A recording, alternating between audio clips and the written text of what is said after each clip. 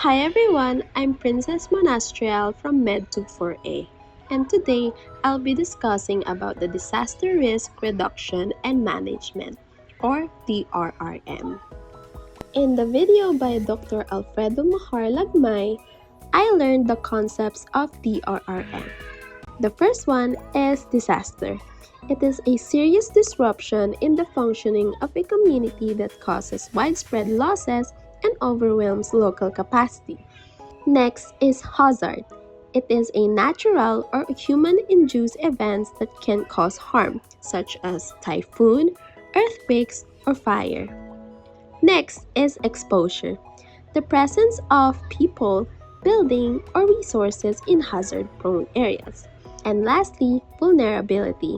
It is the weaknesses that make a community more likely to suffer from a hazard, such as poverty and weak infrastructure.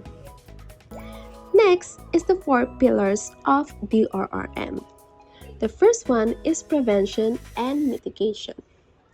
It is the actions to lessen the impact of disasters such as flood control, earthquake-resistant buildings. Next is preparedness. It is the planning and training before disaster strikes such as drills, emergency kits, and evacuation routes. Next is response. It is the immediate actions during a disaster, such as rescue operations and relief distribution. Lastly, the rehabilitation and recovery. It is the long-term rebuilding and restoring normal life after a disaster. In my community, I identified 3 potential hazards, which are the flooding, earthquake, and fire. These are the hazards that most likely to affect us based on our location and living condition. Next is the vulnerabilities of the said potential hazards. For flooding, our physical vulnerabilities include low-lying areas, poor drainage, and informal housing near rivers. Socially, the elderly and children are at higher risk. Economically, families with low income who cannot afford to repair flood damage.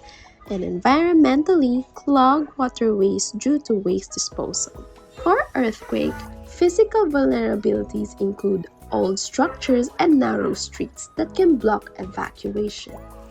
Socially, persons with disabilities may have difficulty escaping quickly. Economically, small businesses may lose their only source of income, and environmentally, loose soil areas increase risk of ground shaking and liquefaction. For fire hazards, the physical vulnerabilities include densely packed houses made of light materials. Socially, the lack of fire safety knowledge and equipment. Economically, families may lose homes and livelihood. And environmentally, fires can spread quickly in dry seasons. To reduce risk, I propose 2 DRRM strategies. First, for floods, we can have a regular drainage cleanup drives and implement strict waste management. Why? To prevent clogged waterways and reducing flooding risk. Second, for earthquakes, we can conduct quarterly drills in schools and barangay halls with clear evacuation plans. Why? To ensure people know what to do and are prepared during strong quakes. In conclusion, DRRM reminds us to be proactive, not just by reactive. By identifying hazards, understanding vulnerabilities, and applying the right strategies, we can make our community safer and more resilient against disasters. That's all. Thank you for listening.